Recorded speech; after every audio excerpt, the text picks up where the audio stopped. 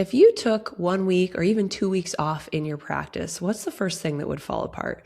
If the thought of taking any time off in your practice made you cringe a little bit, then you are exactly who this episode is for.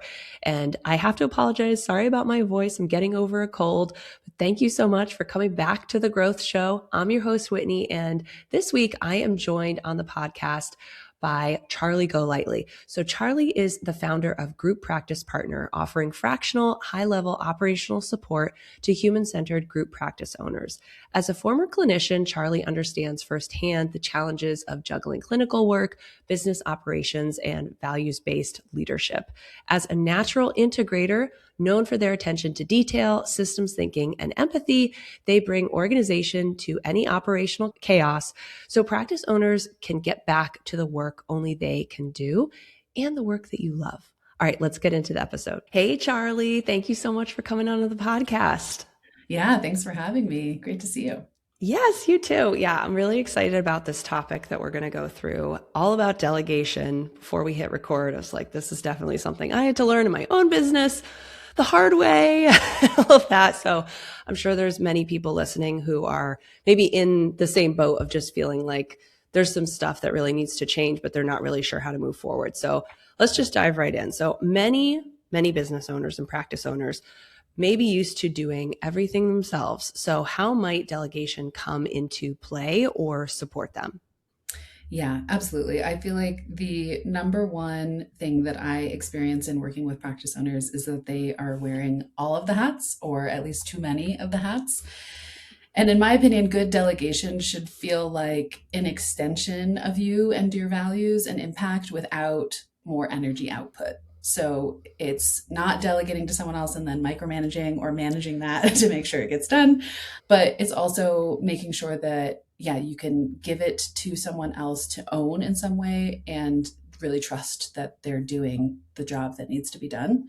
Mm-hmm. And again, going back to this idea of wearing all the hats, I see a lot of owners who are the only manager. They're maybe the biller or doing admin tasks. They're also doing like clinical supervision or running the background systems like payroll and cash flow and referrals and marketing and all of the things. Mm-hmm. And while it makes sense, especially as we start from solopreneurs and grow, that of course, like it is us, and we might become really scrappy and good at being ultimate DIYers.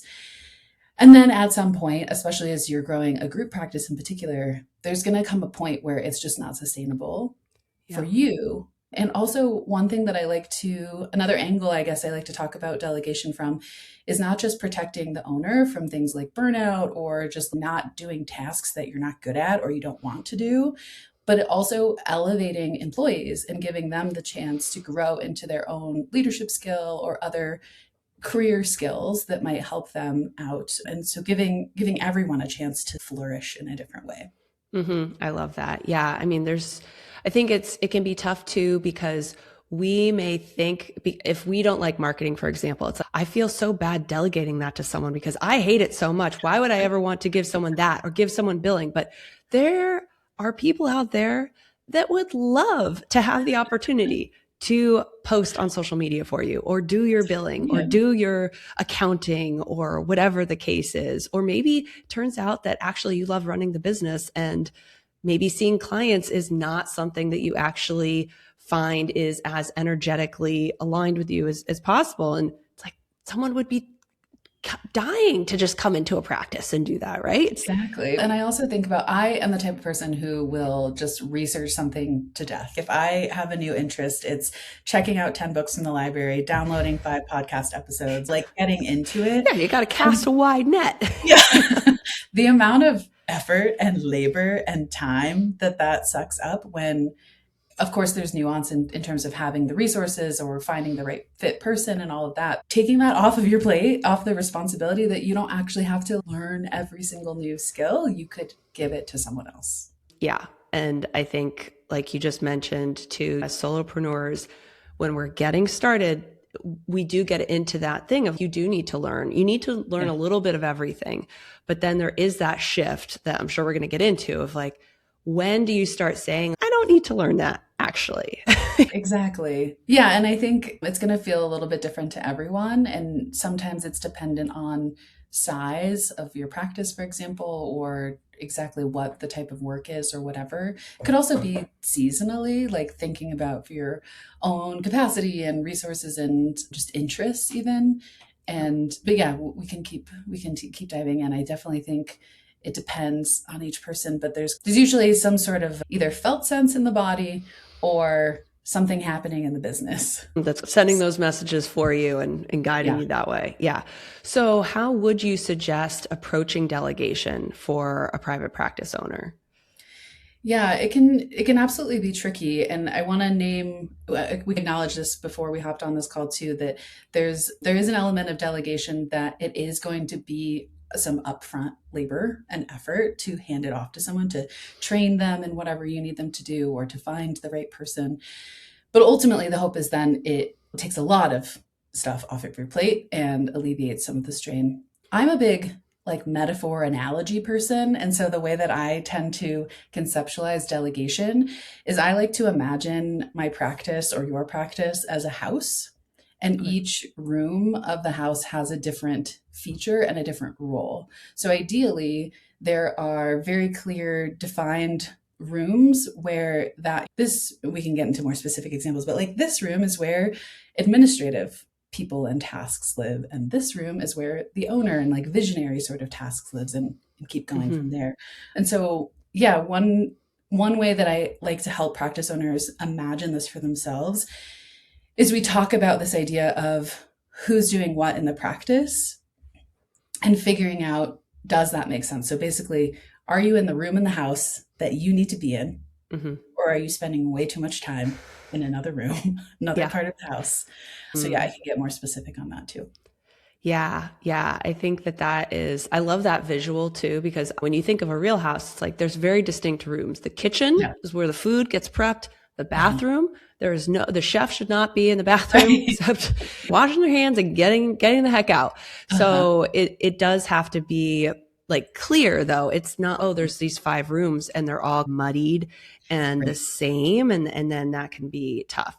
So I'm interested to know when someone is thinking about those rooms and they're spending time in all of those rooms and they're thinking like, I really need to be in all of those rooms. And the way I do the things in the admin room and the client delivery room and the Mhm. marketing room, no one can really replace me doing those things. Have you dealt with that with clients and how do you help them overcome that? Absolutely. I'm laughing because it's probably the most common response that I hear Yeah. in relation to delegation. Yeah, it completely makes sense. For so many of us, our practice is our baby, and there's a very understandable sense of protection and like wanting to preserve everything that we've worked so hard for and built. And there is an element that I think, especially thinking back to what we were just saying, of you've been with this practice since its inception in a lot of cases, or you have learned a lot of things, gone through a lot of seasons, ebbs and flows to get to this place. And it makes sense that in a lot of ways, you probably are the best, person in terms of knowing how to do the exact same thing. And Mm-hmm. that doesn't mean that you couldn't also teach someone how to do it just as well, or even good enough might be Mm-hmm. sufficient depending on what the task is. Yeah.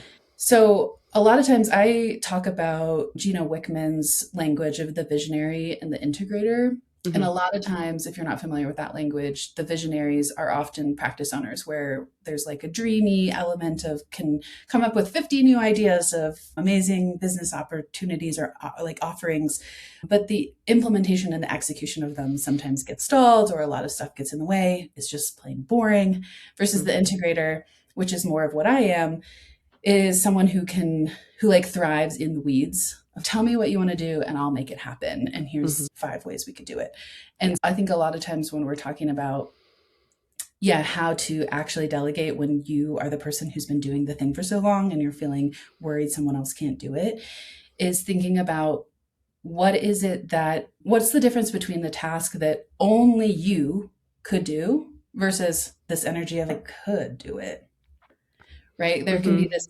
different. So, for example, if I'm going Yeah. back to this visionary integrator language, the visionary and the integrator are very different in the sense that the integrator is never going to be able to, or maybe the integrator is not as likely to come up with the dreamy, lofty, big picture ideas, just like the visionary is not going to be able to do the nitty gritty day to day details. And so playing to your strengths of if you are the owner, there are going to be certain things that only you can do, and really teasing apart what feels like only you could do versus what in reality is. I needed to, or if there's no one else, or if nobody else knew how to do this. Exactly. Yeah.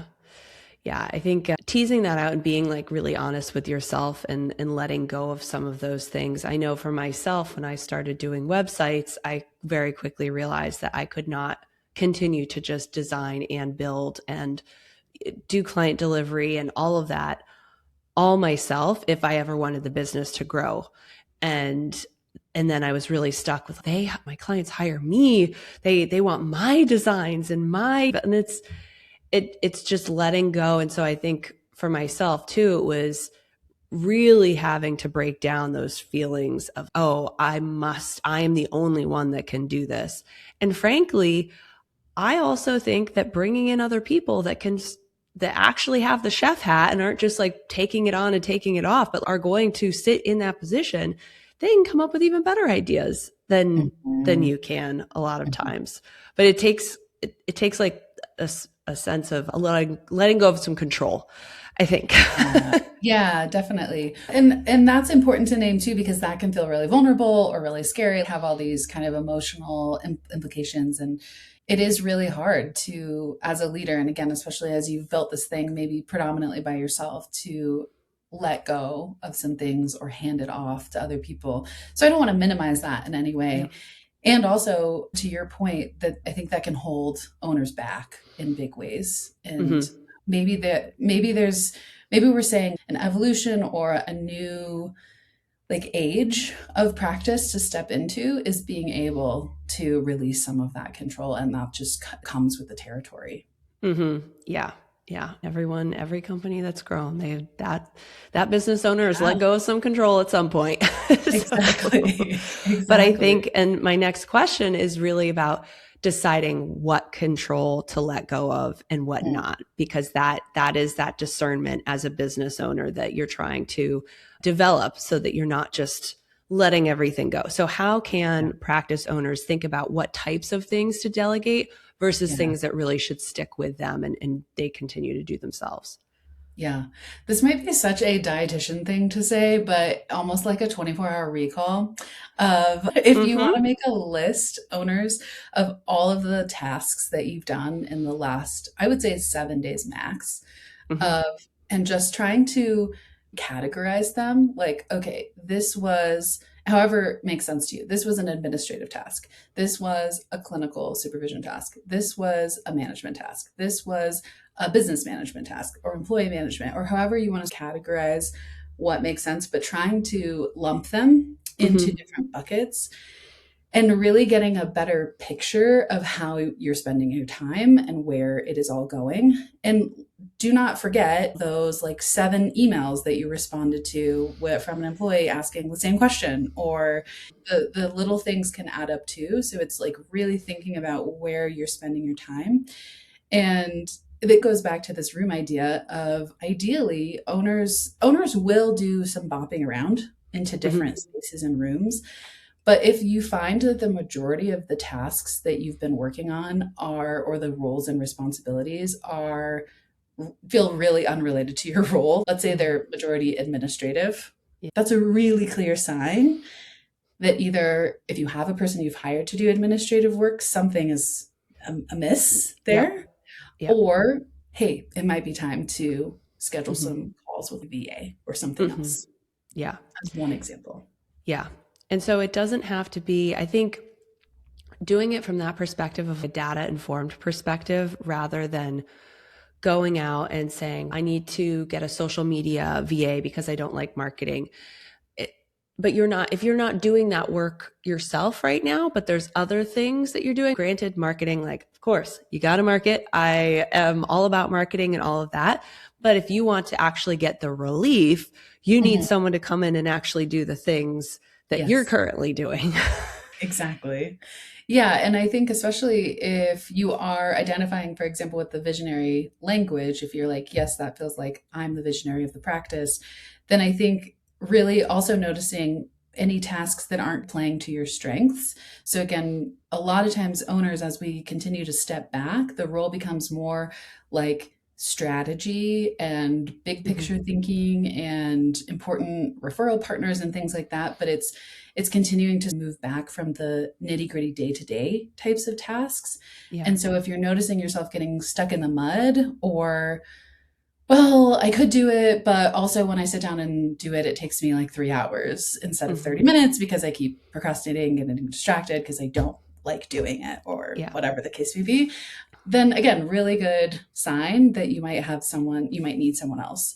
And I've also seen a lot of practices, there's this spot for a lot of practice owners where they've got maybe a small or medium team size team and they're growing, and they're at the cusp of, it's been working so far that they're the go-to manager. They don't maybe have anyone else on leadership team, but it's getting to the point where it's too much Mhm. and they need someone else to be another like collaborator in some way, or just another point person for employees to go to. Yeah. And so it can be really helpful to notice if you might be in that stage as well of, am I ready to, yes, I'm great at being a leader or a manager and helping people. And also at some point, I've had so many practice owners with like 20 plus clinicians who are doing it themselves. Oh And my they're like, gosh. does do I need like another admin? And I'm like, no, baby, you need a hug and another manager on staff. That's Yeah. a lot for one person. And I would say Yeah. even 10 clinicians. Yeah.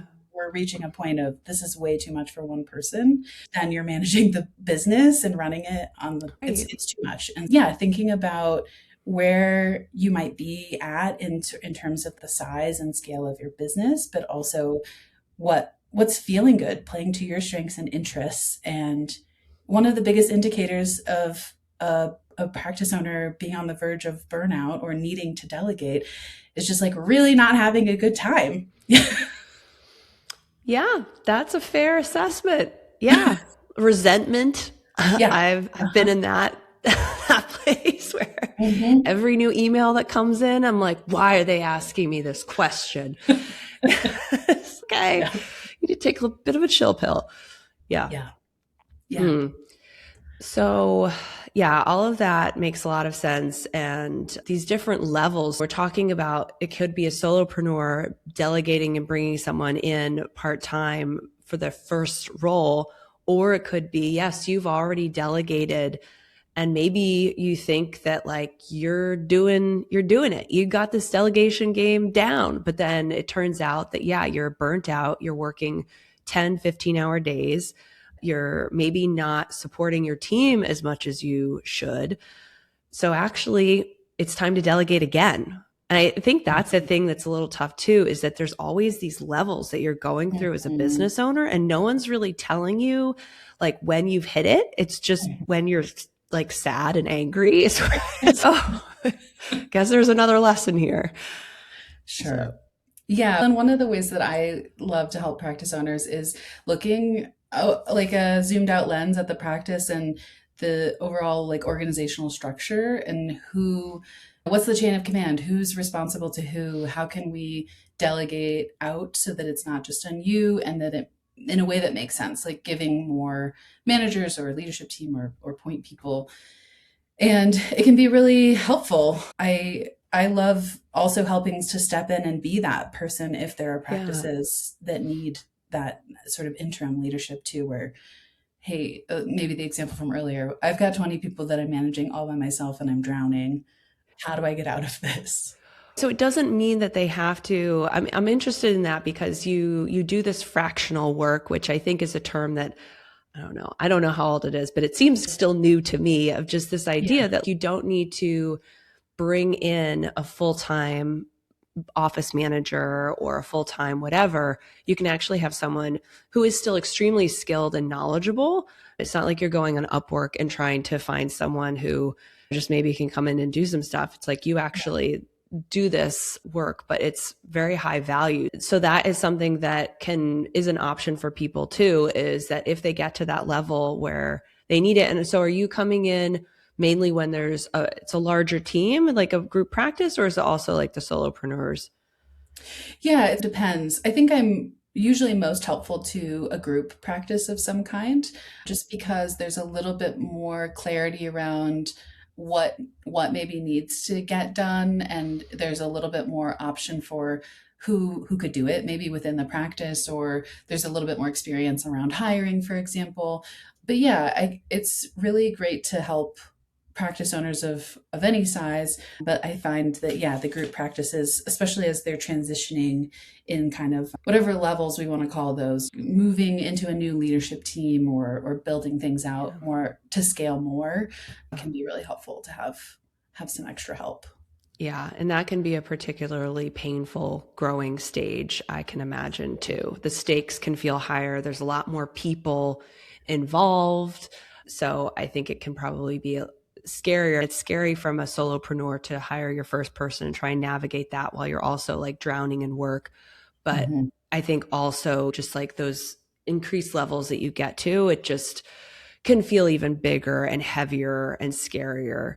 So one thing you mentioned trust, like early on. And I think that is a big thing too when we talk about delegation and this idea of, okay, how do you find, is there that magic person that you can find that you can trust? Do you build trust over time?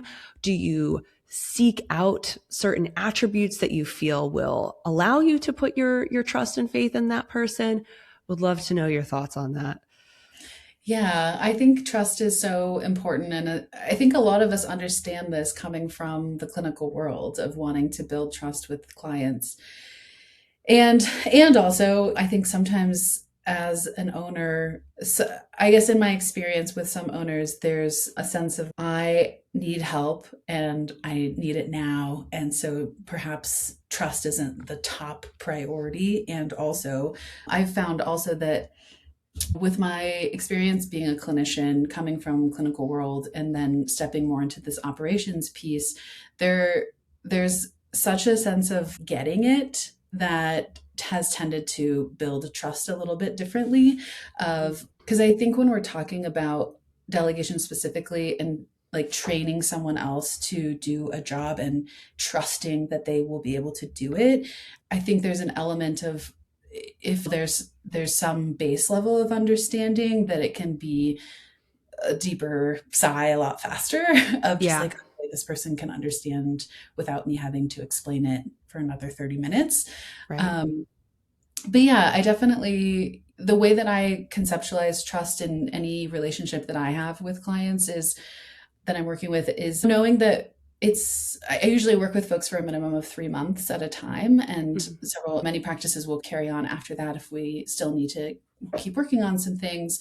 And I always tell people 3 months in the grand scheme of things is such a blip in time. And also, it's really important that to me that we feel like we can have a good working relationship and maybe share some similar values or just understand the way each other works a little bit differently. So part of my like discovery call and intake sort of process is also having conversations about the ways that we work. And I work with a lot of neurodivergent folks. I'm neurodivergent. So also just having clear expectations.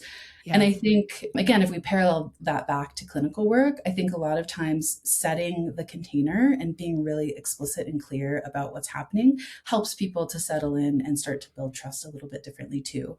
Definitely bringing my clinical skill in here too, and just Yeah. relational work is really important to me. And so I think the ability to infuse some of that has felt really supportive. And I love everyone I get to work with just because there's such clear setting of the stage before we even dig in. It feels okay, we just met for 30 minutes, but we're having a better understanding of who each other is and what this Hmm. can feel like and look like together. And I think Yeah. that can be really important when we're digging into your baby, the Yeah. practice. And I think it's so cool that you mentioned that, because I think so many people were like, okay, we got to get the work done. Let's dive in. Here's our SOPs. Here's giving you access to the things that you need to access and all of that. But it is just setting that foundation first, so that, because it is so much about the relationship and how you operate and how you understand it. We're all virtual these days. You're probably not going into people's offices. A lot of communication is asynchronous. And we know that a lot of context and meaning can get lost in texts and Slack messages. And even a voice memo can sometimes be taken the wrong way. And so when you have that like baseline understanding of, oh, this is how they operate a little bit, and all of that, because I just think it is a very vulnerable, sensitive time when you are in the early stages, especially of having someone new come into your business, and you are testing them. You're trying to see, okay, is this going to work? Is my trust going to be well placed? Are they going to let me down? And so every little problem or friction point could make you feel a certain kind of way. But if you have an understanding of that person, it can make it so much easier on you both to be like, oh, they're not a morning person. So me messaging them at 7 a.m. and not getting a response for 2 hours, like if we had just clarified that, that's something small, but even those kinds of things can go such a long way, I think. Yeah, So. absolutely. Or I think it can definitely be, it can feel vulnerable to share, this is what's going wrong, or this is what I need help with. Mm-hmm. And then also, I think a lot of, or I've had some owners who, I'm trying not to sort of like therapize them in any way, but something will happen in our conversation and I'm like, is it feeling like I might judge you if I look at your Google Drive right now? Yeah. Because I'm not judging. I really just want to get in there and organize it so it makes Yeah. more sense and you can find all the files you need. But I get it that again, Yeah. it's very, I could parallel it back so many times to like client work of, Yeah. especially when you're with a new person, it makes sense that we don't inherently trust each other. And that's Mm-hmm. not even what I'm asking for, but we can develop and talk about ways that we want to be with each other in this space Mm-hmm. so that hopefully, yeah, we can do what needs to get done and also not feel bad about it the whole Yeah. time. Yeah. Yeah. And just dig in and start doing the real work, Yeah. and not hold things back. Because yeah, when you're bringing someone into your business, and whether it's in a small way or in a really big way, like when you're coming in and doing some like really heavy leadership work and organizational work, you are laying bare, what's been going on. And probably there's some things that aren't going right, because they wouldn't have hired you otherwise. Exactly. So it's Yeah. just, it's par for the course. And yeah, so that makes sense. One thing that I want to bring back to and circle back just briefly is there a difference? And I'm sure you're going to say there is. And what is it? Between delegating a task and delegating a role or an area of responsibility? And why does that distinction matter? Yeah, definitely. I think it can depend a lot on the people involved in the circumstances, but in my mind, a lot of times if we're delegating just one task or a few tasks versus the sort of a full role or a full responsibility, the task can often come back and still be needing to be managed by you, the person who delegated it out. And so ultimately, maybe that works for a short period of time, or maybe you can hand off one task.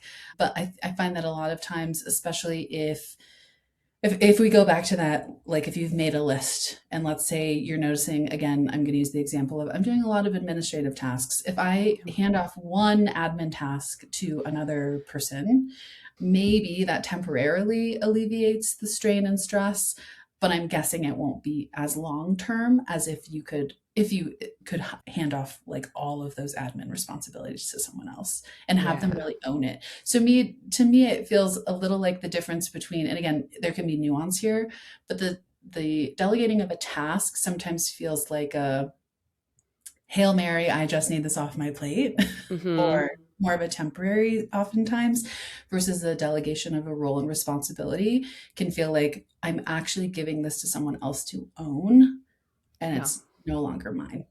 Yeah. And I think that probably from a long term, like happiness perspective of the person getting delegated to is also feeling a lot more fulfillment that they can Yeah. actually direct their own work and own something versus just they're just sitting here waiting for the next thing to be pushed onto them. And, it's just not the Right. same experience. Right. Or even the different felt sense between, if you're the person getting delegated to, the different felt sense between, I'm just doing this to help someone out or do it exactly as they would, but Mm, I'm just following whatever script or like advice or rules that they gave me versus if it's mine to own, I can then maybe make a slightly different system that works better for my brain or organize it and just set it up in a way that makes sense and I can settle into. So I think mhm.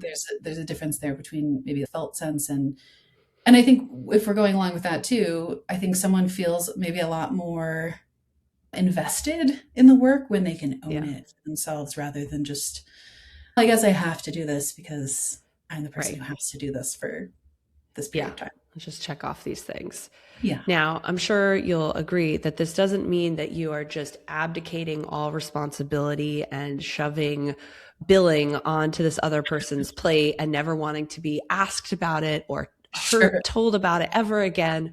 I think that's something where, especially when you're early on in delegating, can be a bit of a slippery slope or just a confusion point where it's like you're not just throwing it away and saying, Yeah. oh, this person never come to me again about it. Like you're the Mhm. owner, you're still, the buck stops with you.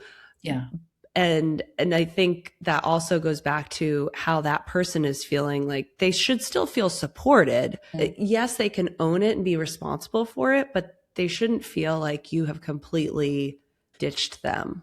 Then I think it's an opportunity to redefine what is important for you as the owner to know about that role moving forward. So instead of, I know the ins and outs of every single detail of this because I had to do it myself, when you're handing it off, like you're saying, it's not like goodbye forever, good luck, but it is when you check in and however you're deciding to stay in communication with each other about what's happening there, there's probably going to be a difference. It's not going to be every single bit of information like a complete task log or something of what that person is Yeah. doing, but more, hey, these are the top 3 things that I need to know Mm-hmm. about how things have been going. And so Mm-hmm. there's a shift there too of the priorities and the information and maybe we get into things like KPIs or other like metrics as a part Mm-hmm. of that as well. But yeah, the it's not just the shifting of the task to someone else. It's also the shifting of like information shared between you all. Mm-hmm. Yeah. And that can change over time. Of course, when someone Yeah. comes in new, you can be reviewing a lot more things. You should be reviewing, you should be course correcting and all of that. But then as time goes on, it's okay. It's more important for me to confirm the strategy for what we're doing for marketing this Mhm. month than reading every single social media post that is being put out there. Like you set the standards and almost you Claude and AI is just blowing up. It seems like the past couple of Yeah. weeks, especially in the agentic AI and co-work and all of this. And you have these agents that you can have do things, but you have to set the standards first of what you want them to do. And then they could just repeatedly do them. But if you don't set that standard, which of course we always know, like SOPs in your business and all of that, but it's the same thing where it's like you really, if you can set that standard and make sure that they're applying it consistently and course correct, then you don't need to keep checking the work all the time. Mhm. And then again, they can feel more autonomous too, to be able to just Right. produce work and not feel like you need to check on everything. So, Right. Well, and I'm absolutely advocating for, especially maybe a 30-day check-in, a 90-day check-in, whatever right. you feels good and appropriate for the position. But yeah, I think at some point you do let them do their thing, and there's some Yeah. established ways of checking in on it, and Mm-hmm. otherwise they're off. Yeah.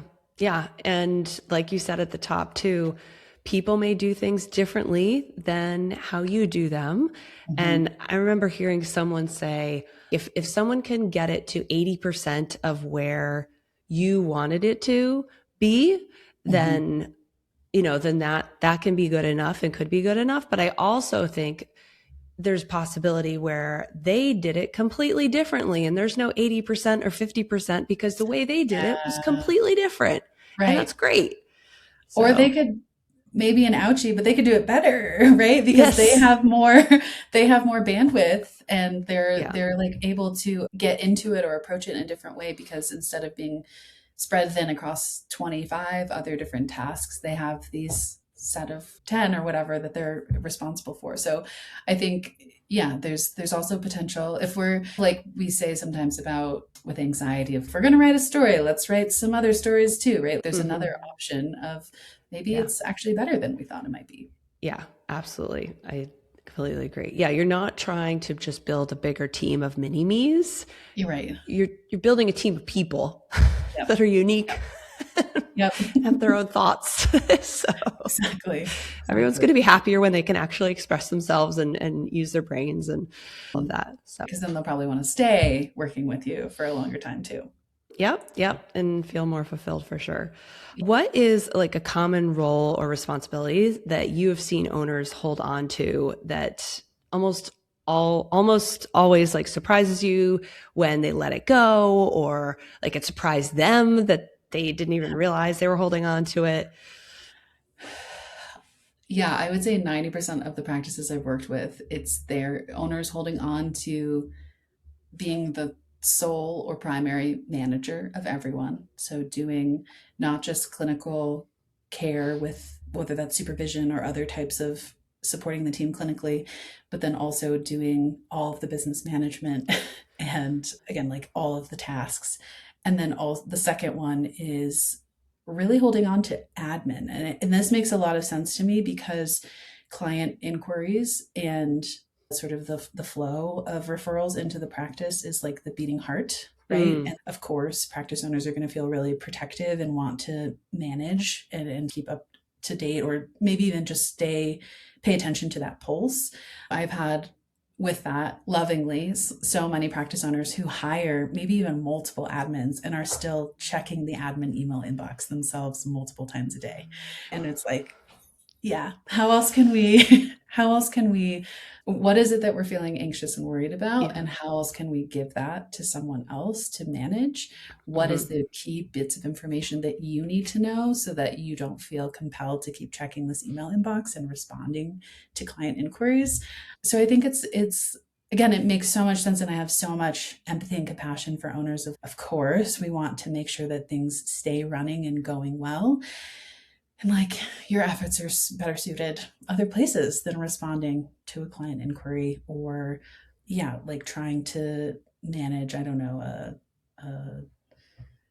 like a staff member having a squabble with another staff member about the office space or something. That one's a little more like maybe an owner could handle that, but also if we had another manager or leadership person on the team, that would be a good point person for that too. Yeah. Yeah. Yeah. Yeah. Those are some good ones. It's definitely, it's a process. So Yeah. anyone who's listening and feeling like, oh no, that's me, like feeling called out, it's okay. We're just, yeah, no, I Yeah. was said it with so much love. Absolutely. Yeah. There's no Yeah. judgment. It is really hard, like we're saying, to let go. And especially if I've also seen it a lot where owners have really made an effort to delegate and hire people either from inside the practice or out to take on certain roles. And they've maybe not found the best person, or it ended up not being a great fit for whatever reason. Yeah. And then the owner ends up picking up the slack or like doing more of the Yeah. tasks and roles for them too. And that's a really hard position to be in because you've put in the effort and energy Yeah. of trying to figure this out and take it off your plate only for it to return back to your plate. And so, yeah, I love helping people just understand like what's working and what's not, and how we can try and adjust it to make it more smooth sailing, and also stepping in myself if that's needed to try and fill in the gaps while we're figuring out who's next or what's next. Yeah. Yeah, because it doesn't mean that there's something wrong with you or your business or that you're never going to find someone. I feel like it's dating, the same thing. It's like there is someone out there for you. Just, that wasn't this one. Because I've definitely had some hires early on and throughout my business that, yeah, there was a lot of time and energy invested in them, and then it just didn't work out. And it was hard. And yeah, you start thinking that there's something wrong with you, and also even making that judgment call of, while they're still in the role, is it me or is it them? Mm, That one's tough. yeah. It's really hard. I think, yeah, I think it's hiring is really challenging in general, right? Because it's like the skills, but also the personality and Mhm. like all these different factors. And so I think, yeah, it can be really tricky. It's no small thing. I don't want any of this conversation to feel like just delegate. It's so Yeah. easy. Yeah.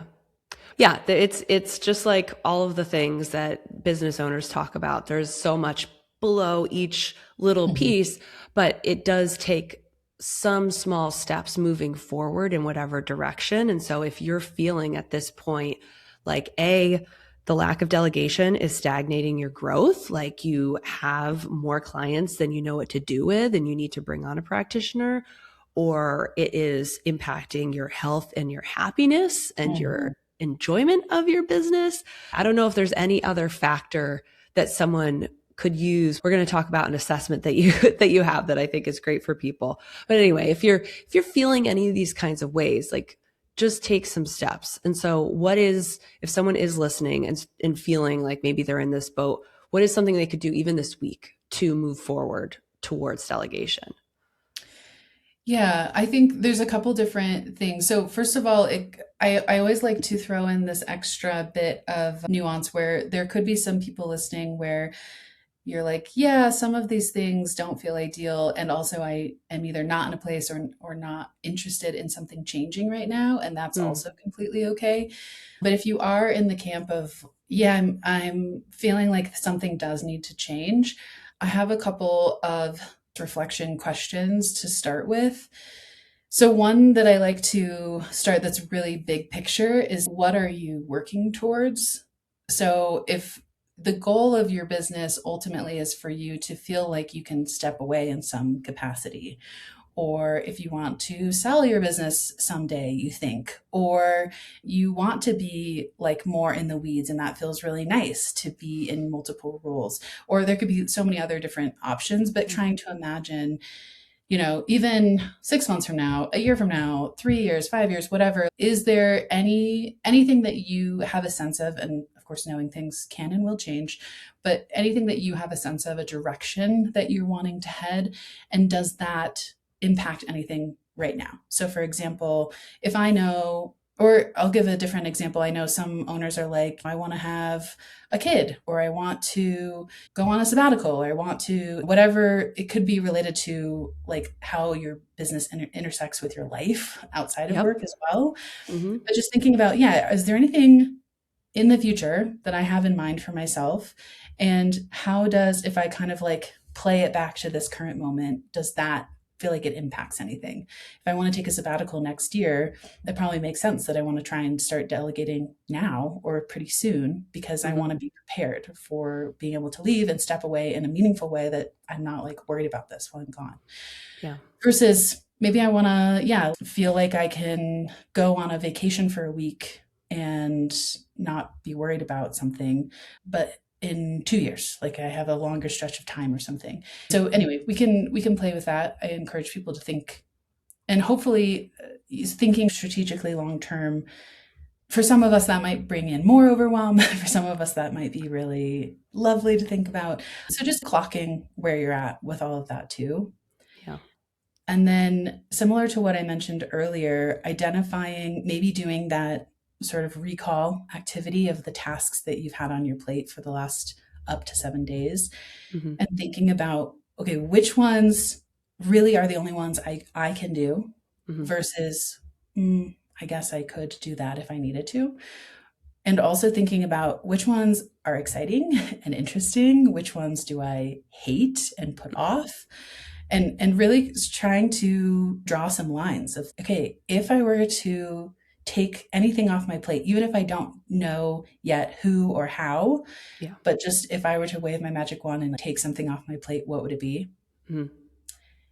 And then we're doing a filter here, right? And so as we're getting more into the nitty gritty, then we could be thinking about, okay, if I have my list of stuff I don't want to do, or I can't do, or I'm taking it off, then we can think about, is there a person or a tool that could help me with any of these?